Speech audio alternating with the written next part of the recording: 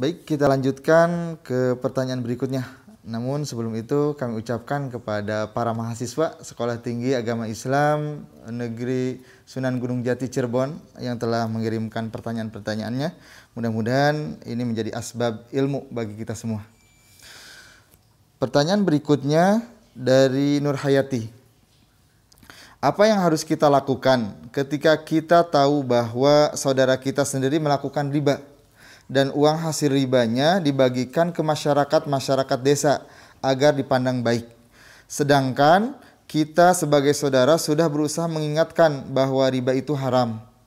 Apa yang harus kita lakukan terhadap masyarakatnya dan si saudara kita tersebut? Ya, bismillahirrahmanirrahim. Ada yang baik tapi di tempat yang tidak baik, ya kan? Beramal sosial, berbagi ke masyarakat itu baik. Tapi yang dibagikan itu adalah suhtun, ya, sesuatu yang jelek, penghasilan yang jelek, ya, beracun, ya kan, bahkan riba itu lebih dahsyat dari racun, ya kan. Jadi, nah ini tentu yang menerimanya harus selektif. Kalau bisa, ya, mengingatkan kepada orang yang suka memberi itu, Bapak, ini memberi itu bagus, ini begini-begini dalam agama. Cuma kalau kotoran yang diberikan itu nanti kan berarti bagi-bagi kotoran, ya, bahkan jadi berbagi-bagi, ya, dosa juga kan. Sebab riba ini dalam sebuah hadis, ya, kalau dibandingkan dengan zina, zina itu kan luar biasa udah kan. Riba ini lebih dahsyat dari 30 pezina. Jadi itu berbuat haram dengan 30 pezina, ya jelas, ya kan. Riba ini lebih itu kan, wah, ngeri. Makanya wadharu ma baqiya minar riba, tinggalkan sisa berapapun itu dari riba itu, iya kan. Ya, jadi itu jelas, ya, sehingga perlu diingatkan kepada masyarakat, ya, demikian kedudukan riba itu. Bahkan ada hadis yang ngeri lagi, ya, disebutkan hadisnya sahih, ya, dirhamun, 1 dirham, taruhlah disebut mungkin, ya, 10.000 rupiah atau 100.000 rupiah kan begitu, ya, minar riba, ya, itu lebih ngeri daripada maaf ini, ya, berbuat tidak senonoh dengan ibu kandungnya sendiri. Itu kan, waduh, iya kan, iya, ngeri itu, ya, sesuatu yang tidak terbayang tapi di alam jahiliyah bisa terjadi, ya kan, bisa terjadi. Jadi, ya, tinggal disadarkan, ya. Kalau tahu berarti kan mereka tidak usah nerima, ya kan. Kalau bisa disadarkan kan mungkin diganti dengan sumber lain kan, atau tidak berupa uang tapi beras deh, ya kan. Beras ada tuh, buat beras aja kan, begitu, insyaallah. Jazakumullah khair, Ustaz. Untuk pertanyaan berikutnya dari Neng Diana. Apa hukumnya menunaikan ibadah haji hasil dari usaha rentenir? Masalah rentenir. Ya, rentenir berarti kan, ya, dari riba tadi itu. Bahkan ribanya termasuk riba yang fahish kalau rentenir itu, ya, kan mencekik, ya. Ya, kalau di perbankan kan masih ada aturan dan apa, itu pun, ya, tidak boleh. Apalagi rentenir, ya kan, lintah darat disebutnya, ya kan, sangat mencekik. Lalu, ya, karena penghasilan dari merentenkan itu, ya, bisa membayar BPIH, biaya penyelenggaraan ibadat haji kan, begitu. Daftarlah dia. Daftar haji. Nanti kesananya begitu turun, labbaik Allahumma labbaik, ditolak itu oleh para malaikat. harus balik lagi. Karena tidak bisa balik, la labbaik wala sa'daik. Ya, begitu. Kenapa? Ya, sebab malu ke haram. Ya, hartamu itu haram. Allah tidak memerlukan yang begitu. Innallaha thayyibun la yaqbalu illa thayyiban. Allah itu thayyib, hanya mau menerima doa ibadah itu kalau difasilitasi dengan yang thayyib. Begitu. Ya, jadi tentu ya sayang ya kan. Makanya penting ini masalah hukum-hukum terkait dengan muamalah, terkait dengan harta benda sangat penting karena itu berkaitan dengan konsumsi kita. Ya, kalau konsumsi kita ada nempel sesuatu yang haram, wah ini kan berat ya kan, diteruskan menjadi penyakit ya kan. Ya, kita sholatnya tertolak, kita infakkan juga tidak diterima kan begitu. Ya udah kita kumpulkan saja, itu menjadi bekal ke neraka. Jadi serba salah itu, serba salah. Makanya ya hindari itu penghasilan yang haram, sebab diapa-apakan pun tidak akan jadi baik kan begitu. Bagaimana caranya? Ya dibersihkan untuk ya infrastruktur dan tobat. Itu jalan keluarnya. Iya. Baik. Jazakumullah khair. Pertanyaan berikutnya dari Wismayanti. Ya. Bagaimana hukumnya apabila seseorang menimbun barang? Misalnya beli bensin pada saat harga murah, kemudian ditimbun dan dijual lagi pada saat barangnya naik. Ya. Menimbun barang ini. Dalam bahasa fikihnya itu al-ihtikar ya. Al-ihtikar. Itu ada hadis tentang ihtikar. La yahtakiru illa khotiun. Tidak melakukan ihtikar, menimbun tadi, melainkan orang yang salah, sesat. Nah, ada istilah yang salah itu mukhtiun, khilaf, ya kan. Ada khotiun, salah sengaja. Tadi yang tadi apa? Ihtikar itu muhtakir berarti salah sengaja. Dengan sengaja. Wah, itu berat itu. Kalau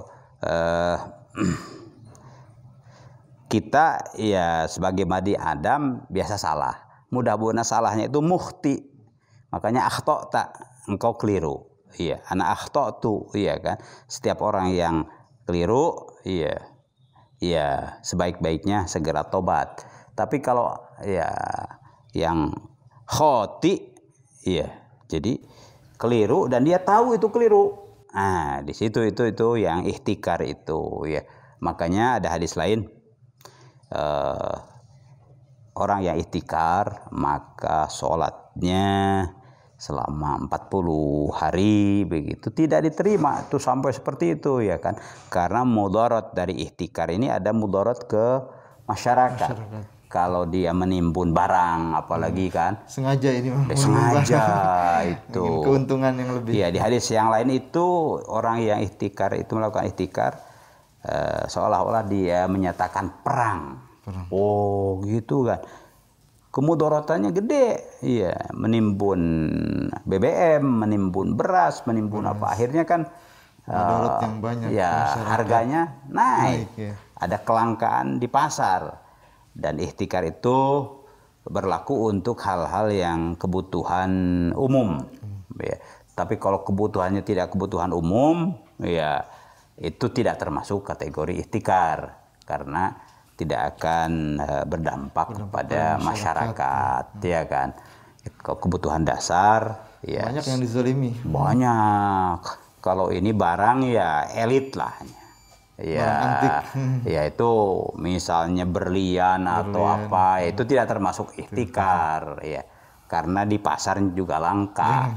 Kalau yang di pasar itu memang banyak, ketika ada ihtikar jadi langka, ada kemudaratan, disitulah ihtikar terjadi. Ya, begitu. Jazakumullah khair. Pertanyaan berikutnya dari Eri Khairina. Ya. Saya sering melihat apabila seseorang ingin diterima kerja, orang tersebut memberi uang ke orang yang memasukkannya ke tempat kerja. sehingga orang yang melamar pekerjaan tersebut diterima. Apakah itu termasuk sogok menyogok dan bagaimana hukumnya?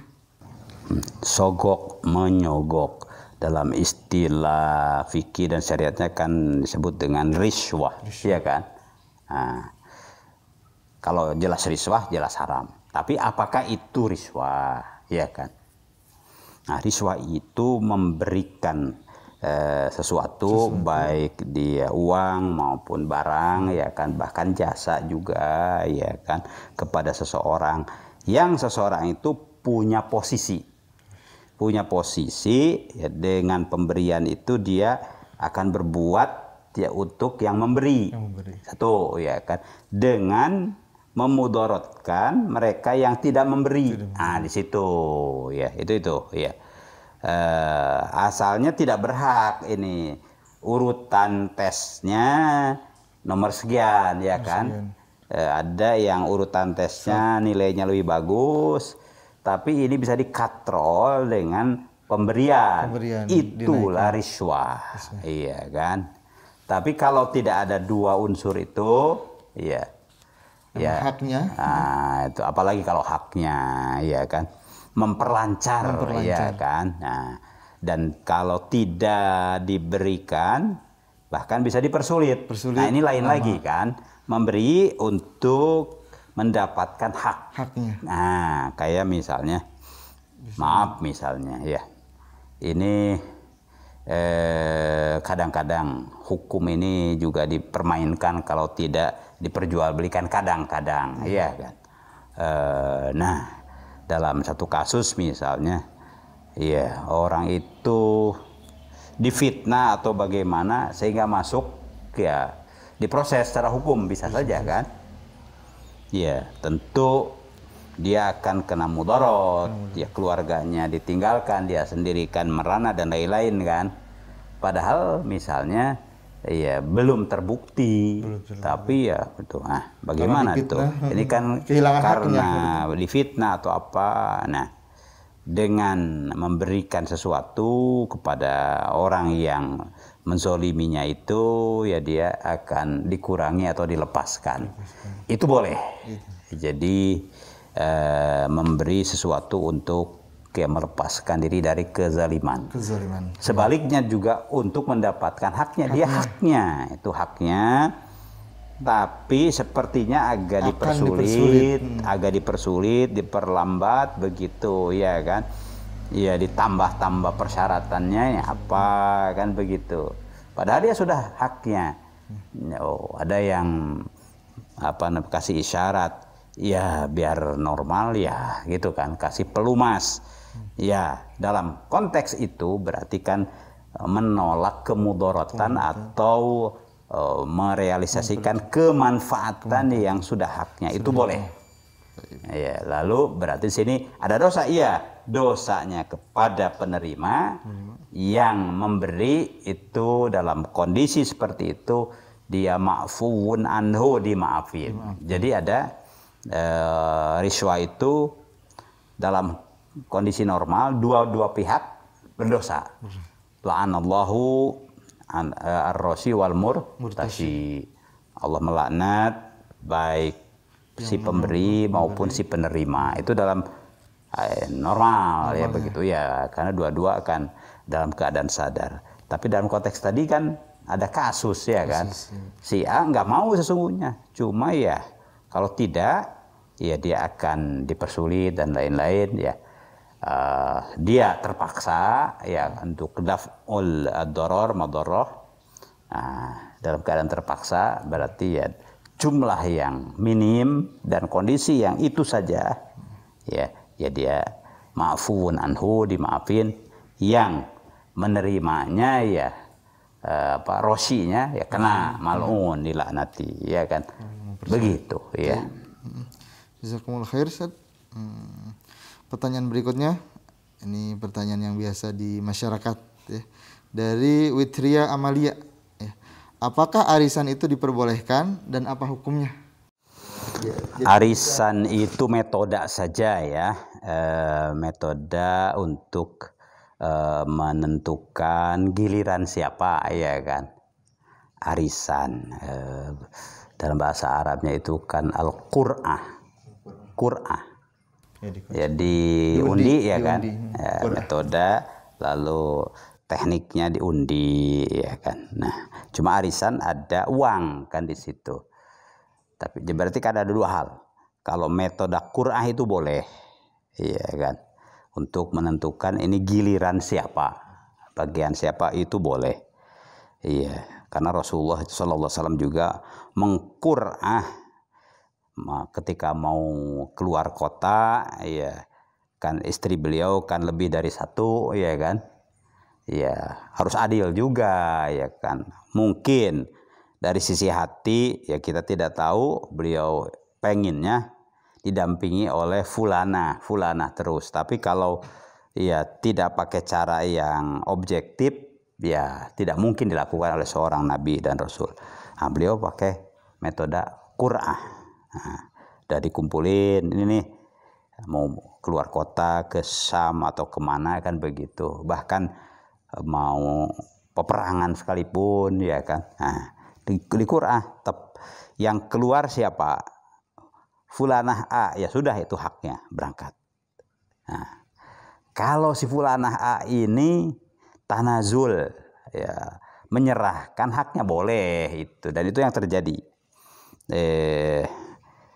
Dan itu yang terjadi ya ketika qur'ah yang keluar itu ya fulanah C atau D begitu. Nah,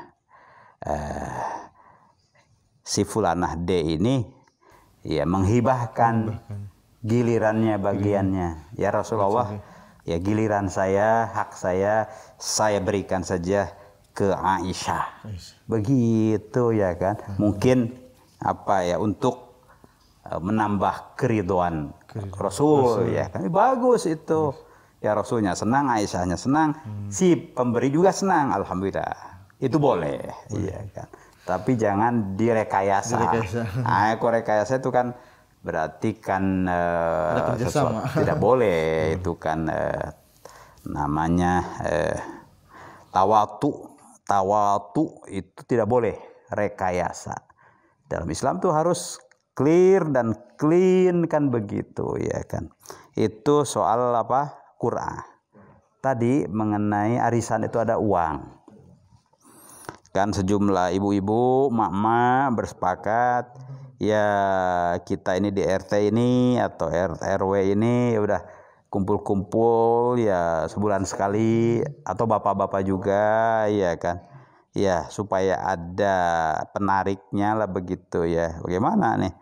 Arisan yuk kan begitu ya. Bahkan mungkin antar pegawai kantor juga ya kan, arisan. Ayo dikumpulin berapa, sekian. Ada tentu sekretarisnya atau panitianya atau koordinatornya kan begitu ya. Ya, metodenya gimana? Ya udah ada 10 atau 20, berarti kan ada 20 lintingan nama ya kan. Nah, begitu nih 20. Ini apa lotnya kan begitu. Bulan depan ya kumpul sebelum buka lot arisan, mungkin ada tausiah dulu ya kan. Itu biasanya plus, jadi ada arisan plus terus tausiah atau ngaji dulu, bagus tuh. Iya kan. Yang penting metode untuk mengumpulkan orang supaya orang terjaga. Kalau hanya diundangnya ada pengajian tausiah, mungkin sebagian orang yang tertarik ya kan. Tapi kalau arisan ya karena mungkin dia yang keluar kan begitu, ada harapan semua berkumpul. Ya itulah jadi metode yang bisa menarik untuk banyak orang, silahkan. Dan itu boleh ya, metode itu boleh. Lalu di lot ya keluarlah siapa. Di situ harus objektif tentu, jangan ada tawatu tadi ya, rekayasa, nggak boleh. Ya secara objektif. Bahkan mungkin yang ngocoknya tuh siapa gantian ya kan begitu, atau pihak keluar kotok keluar kan begitu ya. Nah, si fulan misalnya, nah itu haknya tuh terkumpulkah 100 juta misalnya, kan lumayan tuh iya kan, seolah-olah rezeki nomplok ya, padahal nanti ya dia bayar juga. Tapi kan ya saat ini dia ada dana cash dan cukup besar sehingga bisa dipergunakan. Disitulah manfaatnya ya. Jadi itu boleh asal tadi ya objektif, tidak ada rekayasa. Ya, lalu ya panitianya bagaimana? Boleh bersepakat si panitianya ya adalah untuk uang sabun ya kan boleh itu, atau panitianya memang orang yang suka beramal nggak apa-apa. Saya ya bekerja sajalah untuk masyarakat, bagus ya kan. Ya itu jadi al muslimun ala syurutihim, apa yang disepakati oleh orang-orang Islam itu ya udah berlaku di antara mereka. Baik, jazakumullah khair, Ustaz. Yang berikutnya pertanyaan dari Nita Febrianti ya.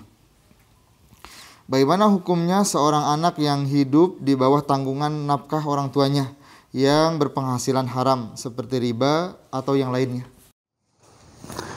Ya, ini memang ya memprihatinkan ya. Berarti kondisi ekonomi masyarakat berat ya kan. Sampai tidak bisa memilih dari yang halal dan yang haram. Ya. Bagaimana anak? Ya, tergantung anak ini ya dia bisa berbuat sesuatu enggak? Nah, kalau bayi atau apa ya dia tidak bisa mencari atau apa, ya udah dia darurat untuk mereka kan, kebutuhannya juga darurat untuk makan ya kan, untuk pengobatan. Tapi kalau anak yang mulai ngerti ya mulai dewasa ya bisa bersikap ya kan, syukur-syukur dia bisa mencari alternatif ya kan begitu. Nah, jadi harus bersikap kalau yang sudah dewasa itu, iya kan.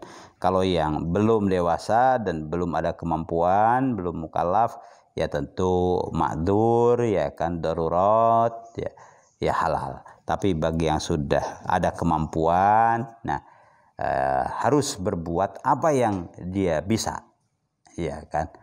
Ya, misalnya ya saya udah cari yang halal.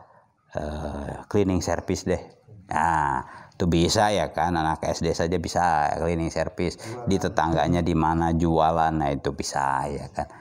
Asal ada tentu tadi kesadaran. Oh iya. Bahkan mudah-mudahan dengan kesalehan anak ini ya bisa menggantikan ya kan begitu. Ya, jadi penting memposisikan sesuatu itu halal haramnya lalu disadari, lalu ada upaya untuk melepaskan dari yang haram, berupaya untuk kasbul halal, mendapatkan yang halal. Allah berikan bantuan insya Allah. Termasuk masyarakat juga harus membantu. Oh tuh anak keluarga situ tuh kasihan tuh, coba carikan kerjaan. Mungkin jadi satpam kah atau tukang membersihkan mobil ya kan? Ya toh mobilnya perlu dibersihkan, masa oleh sendiri ya kan. Nah, itu kita juga senang kalau ada yang kondisinya seperti ya sudah kamu membersihkan mobil saya, apakah seminggu berapa kali ya kan, dengan imbalan sekian. Itu bagus. Jadi itu alternatif. Iya itu iya. Baik, jazakumullah khair, Ustaz. Pertanyaan berikutnya dari Deka Ramdhani ya. Apa hukumnya ketika kita menerima barang dari orang lain? Awalnya kita tidak tahu bahwa barang tersebut barang haram. Lalu beberapa hari kita tahu bahwa barang itu barang haram. Nah, apa yang kita akan lakukan? Apakah mengembalikan atau membuangnya? Dan apa hukumnya kalau kita tahu sebuah barang itu haram pas di tengah-tengah? Ya, jadi sudah diterima, bahkan sudah dipakai barang itu kan. Bisa saja barang itu barang konsumtif dimakan gitu kan, atau non konsumtif dipakai kan. Iya, nah itu tergantung. Iya, yang jelas kalau tahu sesuatu itu haram ya harus ijtinab, dihindari. Iya. Tapi kalau sudah ada yang terlanjur, iya. Kalau makanan kan mungkin ada yang termakan dimakan, bagaimana? Ya. Tentu ditobati, istighfar, dan tidak lagi, sisanya jangan diteruskan. Ini tanggung jangan. Jadi stop, betul-betul cut off, istighfar, kemudian dia beralih kepada yang halal, yang haram sudah, ya kan. Sisanya masih ada ini, Kalau makanan bagaimana? Ya, kan ada makhluk Allah yang lain. Iya. Iya. Apa namanya? Salurkan untuk makhluk Allah yang lain, ya kan? Jangan ya dimakan oleh dia sebagai makhluk ya manusia, ya kan? Bisa ya untuk ke kolam kan, ikan itu bisa, atau binatang atau apapun kan bisa begitu. Ya. Taib, jazakumullah khair. Pertanyaan berikutnya dari Kalimah. Bolehkah meminta-minta dalam konsep Islam? Ya, Islam itu agama kemuliaan dan memuliakan, ya kan? Meminta-minta itu tentu tidak sesuai dengan kemuliaan dan memuliakan. Makanya ya pantasnya, dan memang ada hadisnya, la tahillul mas'alatu, tidak halal meminta-minta, tuh udah jelas ya kan, la tahillu, dikecualikan. Lagi-lagi setiap kaidah apapun, bahkan ayat dan hadis, ada pengecualian karena manusia itu lemah. Nah itu disitulah realitasnya, objektifnya ya, insaniyahnya Islam ya. Ayat ini ada pengecualian, hadis ini prinsipnya la tahillu, tapi kan tidak semua orang dalam semua kondisi ya cocok ya, illa li salasatin, kecuali untuk 3 kelompok kan begitu ya. Pertama adalah pada orang yang tertimpa musibah sehingga jatuh miskin. Ya mungkin termasuk dampak corona misalnya, ya asalnya sih normal, tapi ya dengan tiba-tiba musibah banjir lah, musibah apa, PHK dan lain-lain, ya langsung ambruk ya kan, blak kan begitu. Untuk kebutuhan dasar ya kan, daruriyat. Kalau sampai terancam kebutuhan dasarnya tidak boleh ya kan, harus diamankan ya kan. Allah itu kan mengamankan kebutuhan dasar, alladzi at'amahum min ju', tidak boleh ada orang yang lapar ya kan. Wa amanahum min khauf, tidak boleh ada yang takut. Itu dasar itu. Kalau sampai terancam makanya jadi dibolehkan sampai pun memakan bangkai kan, dalam untuk kebutuhan dasar itu ya. Nah, ketika ini untuk kebutuhan dasar, maka apa tadi pertanyaannya? Meminta-minta dibolehkan ya, untuk mencukupi kebutuhan dasarnya ya, sehingga dia bisa beraktivitas ya. Tapi tidak keenakan terus jadi apa, bisnisnya gitu, jadi pekerjaannya enggak begitu. Itu hanya ada ruang kecil silahkan, tapi itu bukan apa namanya, kaidah ya, justru itu pengecualian. Yang kedua adalah untuk mendamaikan, ada konflik sosial antara kelompok A kelompok B. Nah ini perlu taklif bil mal ya, ada direda ya dengan sesuatu yang sifatnya materi ya. Ya, dahulu juga ya kan, dengan taklif bil mal itu bisa ya meredakan konflik ya, bahkan permusuhan sekalipun. Nah, itulah muallafah qulubuhum itu masuknya ya kan, termasuk porsi zakat perlu disalurkan, ada porsi untuk itu, untuk keperluan takliful qulub. Termasuk ini untuk mendamaikan para pihak, ini perlu ada taklif. Nah, itu ya kan, boleh meminta untuk tujuan sosial tadi ya kan, apalagi mintanya ke baz atau ke baznas atau apa ya, ini ada ini nih ya, itu lebih boleh lagi kan, karena itu dana umat ya kan, walaupun ke perorangan ya itu boleh. Yang ketiga adalah ya, kalau jaihah tadi itu karena faktor eksternal, musibat eksternal lalu dia menderita, itu boleh ya kan. Tapi ada juga memang ketidakmampuan orang itu, ya, betul-betul miskin dia, ya, sudah berusaha ya miskin, ya, boleh ya kan untuk sekedar menutupi kebutuhan dasarnya dengan syarat ada saksi bahwa si fulan ini memang ya tetangga kami perlu dibantu. Nah, itu harus ada dua saksi tuh, ya. Jadi nggak gampangan tuh, ya, untuk mengelompokkan orang ini fakir miskin itu harus ada saksinya, ya. Sebab itu kan menjatuhkan martabat. Iya, ini jangan berbondong-bondong minta didaftarkan fakir miskin, itu enggak. Menjatuhkan harga diri. Itu menjatuhkan harga diri. Maunya kita berbondong-bondong ini menjadi muzaki, begitu ya kan. Wallahu a'lam. Baik, pertanyaan berikutnya dari Zahra Nisa Amalia.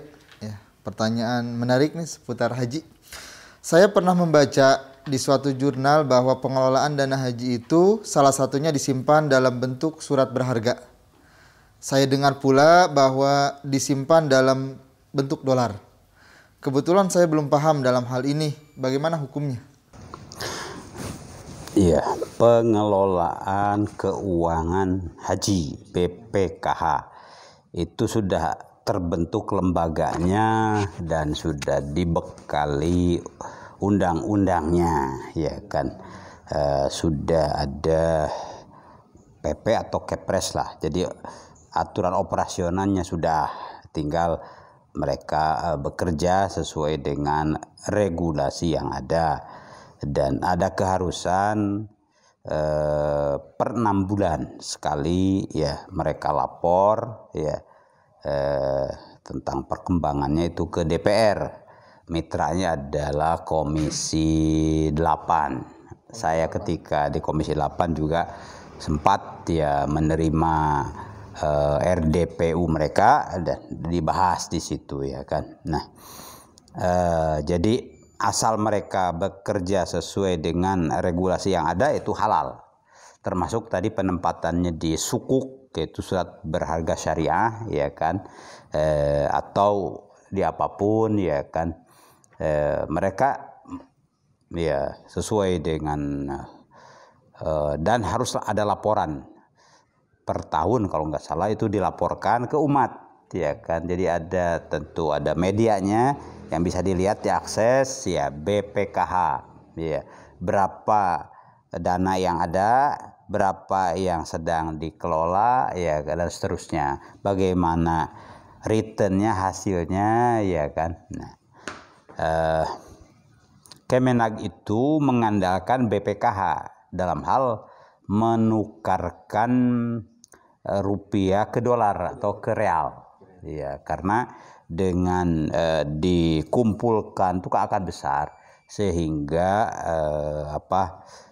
harganya itu, nilai tukarnya menjadi bagus, gitu kan. Tapi kalau perorangan kan kurang bagus kan itu, sehingga itu ya miliaran bahkan bisa lebih, itu ya kerjasama dengan BI dan perbankan yang lainnya mendapatkan tentu nilai tukar yang bagus kan, itu diantaranya. Tadi tanyakan dulu soal dolar, ya, yaitu ya karena tentu untuk ibadat haji kan tidak bawa rupiah, tapi dana yang dikembalikan ke calon jamaah juga sudah dalam bentuk real, 1.500 real per jamaah, begitu kan, untuk biaya, ya, selama di tanah suci itu 1.500 real. Tentu kan ya ini ada nilai kursnya. Kalau dikelola oleh lembaga jadi bagus nilai tukarnya, tidak dieksploitir. Itu dari sisi tukar menukar itu. Kemudian yang ditanyakan lagi soal terkait pengelolaan, apakah ada keuntungan? Ya, itu harus. Ya, dana sebesar itu akan ada keuntungannya, ya, karena disalurkan tadi ke sukuk ini untuk investasi jangka panjang, ya, misalnya infrastruktur atau apapun, yang penting akan ada returnnya, ya kan. selama berapa tahun, ada returnnya kan begitu, dan dipastikan kepada penyaluran yang berbasis atau berprinsip syariah, ya kan. Jadi ada yang ditempatkan di perbankan, ada yang boleh perbankan syariah tentu saja. Ada yang ditempatkan juga di ya beberapa tempat, tentu saja mereka lebih tahu. Bahkan kita sarankan jangan hanya di Indonesia, investasi itu termasuk di luar negeri, bahkan di Saudi sendiri. Misalnya, kenapa tidak bikin sendiri hotel, iya kan? Toh jamaah umroh, jamaah haji kan tidak ada matinya tuh dari Indonesia. Kalau kita sendiri punya hotel, ya mungkin kan bisa dikelola dengan lebih baik. Itu jadi rencana, itu termasuk investasi di perhotelan, catering dan lain banyak itu, iya kan? Ya banyak, sehingga catering itu bisa dikelola oleh perusahaan-perusahaan kita, kan begitu. Perhotelan, penginapan juga bisa, dan pasti itu keuntungannya ada, bukan hanya ada besar, ya. Dan perlu pikiran-pikiran yang berpengalaman besar, ya kan. Maka ya di antara tugas BPKH itu mengelola dana itu supaya diinvestasikan secara halal, bahkan menghasilkan keuntungan yang bagus, begitu. Terkait keuntungan itu dikelola negara atau? Ya BPKH itu. Nah, BPKH tentu sudah ada aturannya untuk biaya operasional mereka, gaji mereka, lalu sisanya kemana, ya kan? Untuk kemanfaatan umat, ada itu. Jadi 3 saluran di Kepres itu atau peraturan pemerintah, ya kemanfaatannya itu ada 3 saluran. 1, untuk meringankan BPIH. Jadi dan ada tiap calon jamaah haji itu punya nomor rekening. Ya, ada nomor rekeningnya, disebutnya virtual number, ya kan, tiap orang. Jadi tiap penghasilan ya itu ditransfer ke situ. Ya berapa rupiah pun kan begitu. Nah, jadi ada itu, bisa dicek di rekening masing-masing. Oh ada kan begitu, ya. Baik penghasilan dari dana yang dikelola oleh BPKH maupun ya dana haji yang lain, ya harus kembali untuk pertama meringankan jamaah itu, ya. Mungkin setelah sekian tahun, ya kan, nah jadi tentu akan terasa. Yang kedua, untuk kemanfaatan umat, ya termasuk kemanfaatan umat ini, ya kok saat ini kan banyak musibat, ya kan, umat itu didahulukan, ya kan, termasuk mungkin ada ya membantu pembangunan, ya pesantren kah, masjid kah, atau apa kan begitu. Itu kemanfaatan umat. Nah, tentu detailnya mereka yang ngatur kan. Nah, kita boleh minta tuh ngajuin, ya asal sesuai dengan kriteria tentu akan dilayani kan. Nah, yang ketiga tentu untuk operasional mereka. Ya jelas mereka juga ya berhak untuk ya mengelola itu dan mengoperasikan itu, supaya ya mereka pergi ke Saudi kemana untuk investasi kan tentu ada operasionalnya itu. Jadi 3 itu, ya. Dan itu dilaporkan ya 6 bulan per 6 bulan ke DPR Komisi 8, dan setahun sekali harus ditayangkan ya ke umat ya laporan itu, begitu. Tapi jazakumullah khair. Pertanyaan berikutnya dari Mega Bainal Haq. Saya mau tanya, apakah sama hukumnya seperti mencuri saat kita memakai berbagai software ataupun cracker software bajakan di komputer? Sedangkan komputer ini hal seperti sangat penting bagi pekerjaan sehari-hari. Apakah nafkah yang dihasilkan dari pekerjaan tersebut halal? Ya, kenapa mencuri itu haram? Ya, karena merugikan orang lain kan. Nah, itu. Jadi kaidahnya itu la doror wala diror fil Islam. Tidak boleh orang itu memudaratkan dirinya, apalagi memudaratkan orang lain. Nipu, mencuri kan memudaratkan orang lain. Nah itu. Nah, apapun yang mengakibatkan kemudaratan orang lain, baik kemudaratan secara finansial maupun non finansial, begitu kan? Itu tidak boleh. Itu kaidah umum dulu deh, ya. Bagaimana cara mentobatinya? Ya, kalau diketahui pihak yang dirugikan, selesaikan secara bilateral langsung ataupun melalui lembaga, bisa saja akhirnya harus melalui pengadilan, ya kan? Ya, bagusnya nggak usah melalui pengadilan, selesaikan secara bilateral saja supaya lebih mudah dan lebih murah, lebih cepat, begitu kan? Atau ada yang namanya Basarnas, ya, Badan Arbitrasi Syariah Nasional. Jadi ketika terjadi konflik antara para pihak, mereka tidak bisa menyelesaikannya sendiri, ya udah, tidak ke pengadilan. Pengadilan itu ya antara kalah dan menang, ya kan. Ya udah ke Basarnas, begitu kan, ke Badan Arbitrasi Syariah Nasional. Nah itu ya, itu penyelesaiannya, ya. Jadi ya yang sudah terlanjur ya tentu ditobati, ya kan. Kalau ada yang harus dikompensasi, tapi tidak boleh hak orang itu diambil begitu saja tanpa ridhonya. Istirdo itu penting. Makanya orang yang meninggal, karena ini persoalan harta ini tidak hanya di dunia, sampai ke alam kubur, sampai ke akhirat, gitu kan, panjang itu, ya.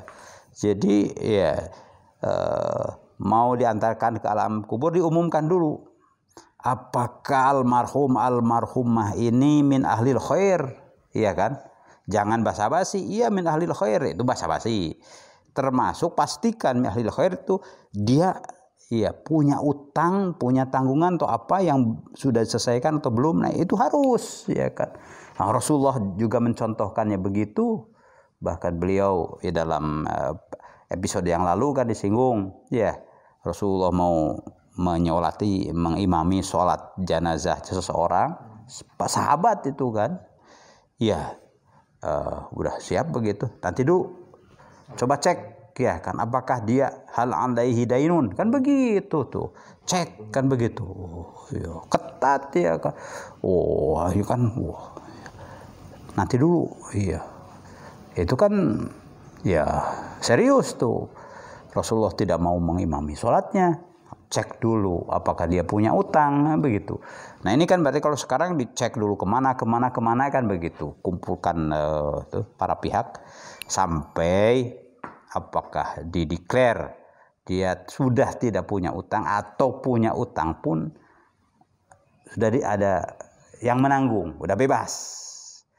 Jadi pastikan dia disolati itu dalam keadaan bebas tanggungan hal-hal yang duniawi, karena dia mau alih alam. Tuh kan, jangan ya dibebani sesuatu. Nah, ini kita kasihan kepada almarhumah itu sampai di situ, memastikan ringan, ya, tidak ada beban, ya kan. Nah, makanya kalau bebannya yang sifatnya moral, dimaafkan, ya, maafkan, ya, udah. Tapi kalau yang sifatnya material, finansial, ya harus dihalalkan, ya kan. Oh ya, ke saya ada tanggungan, sudah saya halalkan saja, alhamdulillah, kan begitu. Ke saya misalnya sekian, ya boleh, tapi asal ada yang menanggung. Nah waktu itu kasusnya, ya, karena Rasulullah tidak mau imami sholat, ya kan, kasihan nih kan. Oh, setelah ada di antara jamaah itu yang, ya Rasulullah, alayya dainuhu, biarlah saya yang tanggung. Ah begitu, padahal bukan familinya tuh, ya mungkin tetangganya atau kenalannya. Ya, betul ya, kamu yang tanggung, ya saksikan, ya oke. Berarti kan lepas tuh, udah bebas. Oke, udah. Dengan begitu, ya. Jadi dalam Islam itu mudah tapi asal jelas, ya kan? Jadi orang punya tanggungan nih, asal jelas ada yang bisa nanggung, lepaslah dia ya. Tapi disaksikan betul, ya kan? Udah Rasulullah kemudian mengimami sholatnya. Tuh seperti itu. Kalau soal utang itu tadi apa tuh? Ya sudah terjawab belum? Oh, terkait pekerjaan. Kan komputernya hasil bajakan, ada software sebagian software. Oh, iya. Terkadang agak susah tuh. Misalkan. Ya begitulah. Apakah, nah ini hal-hal yang teknis, kita juga kadang-kadang detailnya tidak tahu, ya kan. Intinya, adakah pihak yang dirugikan? Begitu, ya kan. Kalau ada pihak yang dirugikan secara moral, lebih gampang minta maafnya, kan begitu. Tapi kalau ada aspek material, finansial yang dirugikan, nah harus diselesaikan juga. Ta'widnya itu, kompensasinya diganti, kan begitu. Oh, tidak gampangan ya udahlah dia mah menghalalkan. Kalau dia tidak, pastikan, tanyakan, ya Anda itu dihitung-hitung ada kerugian sekian tuh, ya saya minta dihalalkan deh, boleh ya, oke ya. Tapi ya harus begitu, musyawarah, harus clear ya kan, dalam masalah ya tanggungan itu. Sebab ya itu akan nyampe ke kuburan, akan nyampe ke akhirat, kan begitu.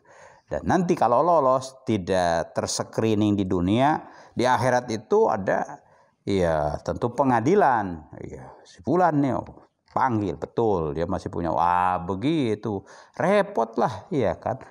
Karena kalau ke akhirat itu kan sudah deket ke neraka lah, kalau tidak ke surga ya ke neraka, gara-gara kan begitu. Jadi berat lah ya. Jadi selesaikan di dunia ya. Makanya penting mencatat itu, faktubu itu penting. Fashidu, saksikan. Nah, termasuk yang tadi, iya ini masalah ini gimana nih? Kalau kita tidak tahu, tanya kepada yang tahu secara teknis, secara teoritis, masalah ini bagaimana nih? Oh itu sih milik masyarakat, jadi boleh diakses, bisa saja kan begitu. Oh kalau itu ada hak ke propertinya, itu ada hak ininya, kan secara keilmuan kan tanya dulu. Oh kalau ada hak berarti ada sohibul hak yang punya hak, ya yang punya software. Apakah betul aturan software itu menjadi hak milik umum begitu? Termasuk ya kan ada namanya undang-undang tentang hak cipta, undang-undang apa ya kan. Suatu buku itu kan ada batasnya. Sekian tahun, sekian puluh tahun, yaitu milik si muallif dan keluarganya. Ya kan, kalau kitab atau buku ya tidak boleh itu main bajak begitu saja kan.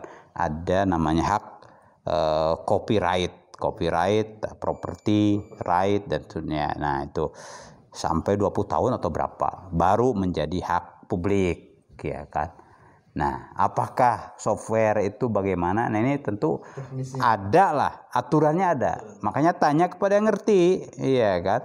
Jangan suka gampangan begitu, akhirnya ya dia melakukan, karena kejahilannya dia melakukan pelanggaran hukum, pelanggaran syar'i. Ya, itu poin pentingnya, ya tanya kepada yang ngerti. Oh ini jurusan ini nih yang ngerti nih. Tanya, oh ini tidak menjadi hak publik, ada hak ya copyrightnya, ada ini ketentuannya begini. Ya untuk menyelesaikannya bagaimana? Ya langsung hubungi yang bersangkutan atau perusahaan yang bersangkutan. Nah itu kan ya adalah prosedurnya, ada ya untuk penyelesaian itu.